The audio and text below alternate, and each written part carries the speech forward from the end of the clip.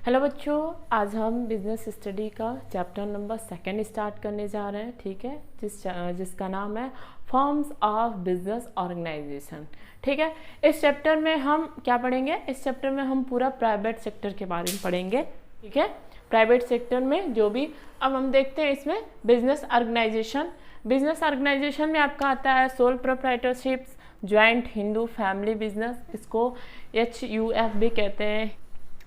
फिर इसके बाद पार्टनरशिप होता है, फिर कोऑपरेटिव सोसाइटी होता है, फिर कंपनी होता है।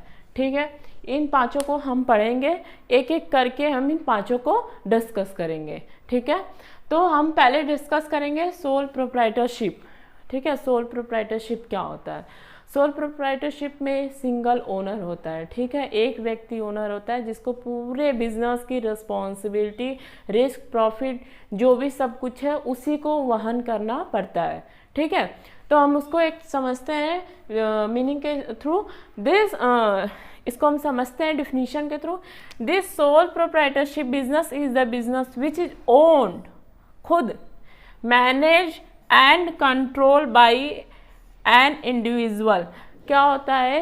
एक व्यक्ति के द्वारा जो भी बिजनेस को कंट्रोल किया जाता है, ठीक है, मैनेज किया जाता है एक व्यक्ति के द्वारा।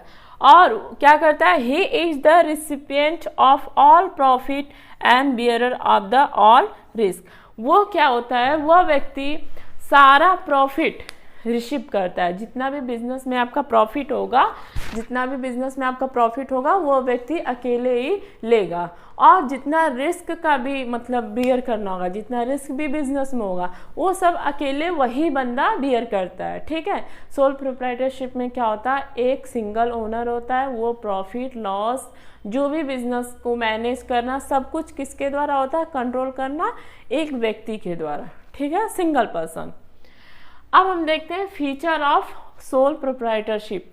पहला फीचर है आपका सिंगल ओनरशिप। देखिए, सिंगल ओनरशिप क्या होता है? हमने आपको बोला ना कि सोल प्रोप्राइटरशिप बिजनेस में आपका क्या होता है? एक ओनर होता है, सिंगल ओनर होता है। नेक्स्ट है formation and closure. Formation and closure में होता है कि आप बिजनेस, जैसे बड़े बड़े कंपनी होते हैं, तो बड़े बड़े कंपनी का लॉ के अंदर उसके कुछ एक्ट होते हैं, उसके अंदर कंपनी को रजिस्टर्ड कराना पड़ता है, उसका रजिस्ट्रेशन कराना पड़ता है। But in sole proprietorship we can't registered, कोई कंपलसरी नहीं होता है कि हम बिजनेस को रजिस्टर्ड करें या उसको बंद करने के लिए कोई लॉ कानून को इन्फॉर्म करें, ऐसा कुछ नहीं होता है। आप बिजनेस को जब भी चाहो आप मतलब ओपन कर सकते हो, उसका कोई ज़रूरत नहीं है कि उसको आप क्या करो कि उसको आप रजिस्टर्ड करवाओ। ठीक है, लेकिन हाँ, बड़ी बड़ी जो कंपनियाँ होती हैं वो रजिस्टर्ड होती हैं कंपनी एक्ट के थ्रू। फिर होता है अनलिमिटेड लायबिलिटी। देखिए, इसमें क्या होता है? जो ओनर होता है उसकी लायबिलिटी जो होती है अनलिमिटेड होती है। जैसे मान लीजिए कि मैंने अपना एक बिजनेस खोला, जूस की फैक्ट्री खोली। ठीक है, मैंने एक जूस की फैक्ट्री खोली, उसमें सारे मैंने मतलब मैंगो जूस की खोली, तो मैंने मैंगो बहुत सारे मंगा लिए, उसके लिए मैंने लोन लिया। ठीक है, लोन लिया। अब लोन मैं अगर उस बिजनेस से नहीं भर पाई, ठीक है, अगर उसका लोन मैं नहीं भर पाई तो क्या होगा? मुझे अपने पर्सनल एसेट सेल करके उस लोन को कंप्लीट करने होंगे, क्योंकि मैं वहाँ सिंगल ओनर हूँ, तो सारी रिस्पॉन्सिबिलिटी मेरी होती है। तो अनलिमिटेड लायबिलिटी यहाँ पे होती है कि अगर मैंने लोन लिया है बिजनेस के लिए, तो बिजनेस से अगर नहीं भर पाए, अगर बिजनेस बंद हो गया, जितना भी बेचने के बाद बिजनेस का एसेट सब सेल कर दिए, सेल करने के बाद अगर आपको कुछ भी मतलब कम पड़ गया, अगर आपने जो एसेट सेल किया, लोन अगर 10 लाख का, आपका एसेट 8 लाख का है, तो आपने 8 लाख का बिजनेस का एसेट सेल करके भर दिया, लेकिन 2 लाख की अभी कमी है, तो 2 लाख के लिए लोन वाले आपके पर्सनल एसेट जो आपका घर है, खेत है, उसको बेच के वो अपना लोन को क्या करेंगे? कंप्लीट करेंगे। ठीक है, फिर इसके बाद होता है individual risk bearing and profit receipt. देखिए, इसमें क्या होता है कि एक पर्सन होता है, बिजनेस कोई भी स्टार्ट करता है तो एक ही पर्सन स्टार्ट करता है, तो इंडिविजुअल रिस्क को बियर करता है और प्रॉफिट भी वो खुद ही रिसिप्ट करता है। जितना भी प्रॉफिट होता है बिजनेस में वो अकेले रहता है, लेकिन हाँ, जितना रिस्क होता है वो अकेले ही वहन करता है। इसके बाद आता है वन मैन कंट्रोल। अब क्या है कि इसमें क्या होता है, एक व्यक्ति के द्वारा बिजनेस को कंट्रोल किया जाता है। अब एक ही व्यक्ति अगर इंडिविजुअल चला रहा है तो उसी के द्वारा कंट्रोल करना होगा सारा चीज़। देखिए सारा चीज़ वो कंट्रोल करेगा एक ही व्यक्ति उस बिजनेस को। No separate legal entity. No separate legal entity में क्या होता है, जो बिजनेस होते हैं और ओनर होते हैं, बिजनेस अलग, देखिए बिजनेस अलग होता है और ओनर अलग होते हैं, लेकिन जो चलाते हैं उसमें क्या होता है, बिजनेस और ओनर, उन दोनों की जो आइडेंटिटी होती है वो एक ही होती है। Lack of business continuity. इसमें क्या होता है, अगर मान लीजिए हम अकेले बिजनेस चला रहे हैं, ठीक है, हम एक बिजनेस खोले हैं, ठीक है, मोमोज का बिजनेस खोले हैं। अगर हम अकेले मोमोज का बिजनेस संभाल रहे हैं, अचानक मेरी तबीयत खराब हो गई, अचानक मान लो कि मुझे एक्सीडेंट हो गया, अचानक मुझे कहीं जाना पड़ गया, तो क्या होगा, बिजनेस बंद हो जाएगा। ठीक है, अगर 2-4 लोग इसमें इन्वॉल्व होते तो ठीक है, मैं नहीं हूँ तो मेरे जगह कोई और भी उस काम को कर सकता है। ठीक है, तो इसलिए वहाँ पे क्या होगा, lack of business continuity. Business अगर हम बीमार हो गए, नहीं करने लायक बचे, तो मेरा बिजनेस बंद हो जाएगा। ठीक है, कंटिन्यू नहीं चलेगा। फिर होता है साइज, स्मॉल साइज। देखिए बिजनेस का जो इसमें होता है, अब ज़्यादा लोग काम करेंगे तो आपका मतलब बिजनेस का जो एरिया होता है, साइज जो होती है, स्केल होती है, वो बड़ी होती है। ठीक है, लेकिन अब छोटा सा बिजनेस सिंगल पर्सन करेगा तो उसकी साइज क्या होती है, छोटी होती है। अब आते हैं मेरिट्स या एडवांटेज ऑफ सोल प्रोप्राइटरशिप। पहला क्या होता है, क्विक डिसीजन।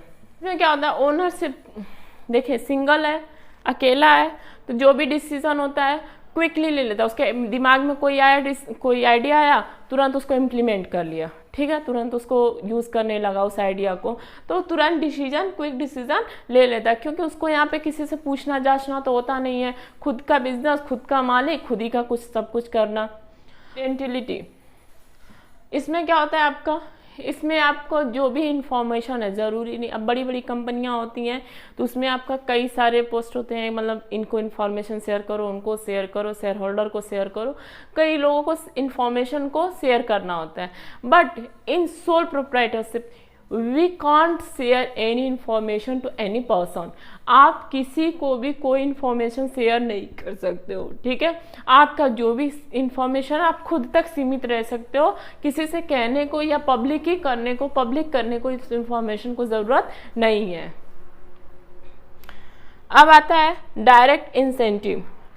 डायरेक्ट इंसेंटिव में क्या है, अब बड़ी कंपनी होती है, बड़ी कंपनी में क्या होता है, शेयर होल्डर होते हैं, उसको डिवेंचर होल्डर होते हैं, सबको अपना अपना जो भी प्रॉफिट है शेयर करना होता है। बट इसमें क्या होता है कि जितना भी आपको प्रॉफिट अर्न हुआ, जितना भी आपको प्रॉफिट मिला, सारा आप क्या करोगे, डायरेक्ट ही आपके पास ही सारा प्रॉफिट आएगा।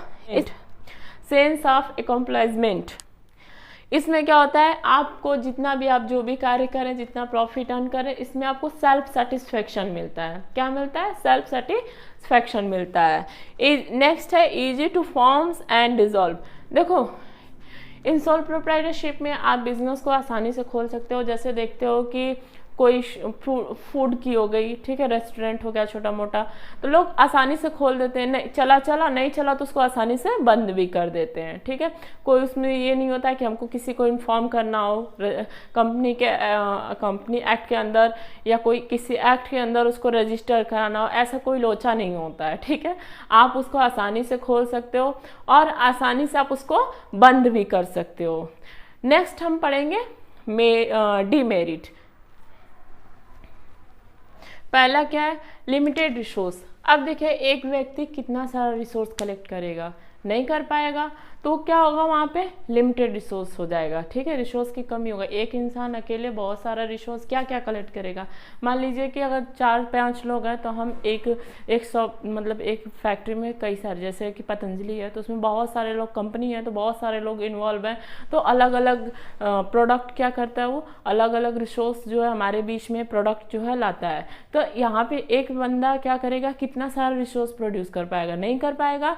तो यहाँ पे क्या होता है, लिमिटेड रिसोर्स होता है। Limited life of A business, अगर एक व्यक्ति है, एक ही चीज कर रहा है, उसका क्या होगा, लाइफ क्या होगा, बिजनेस का कम होगा।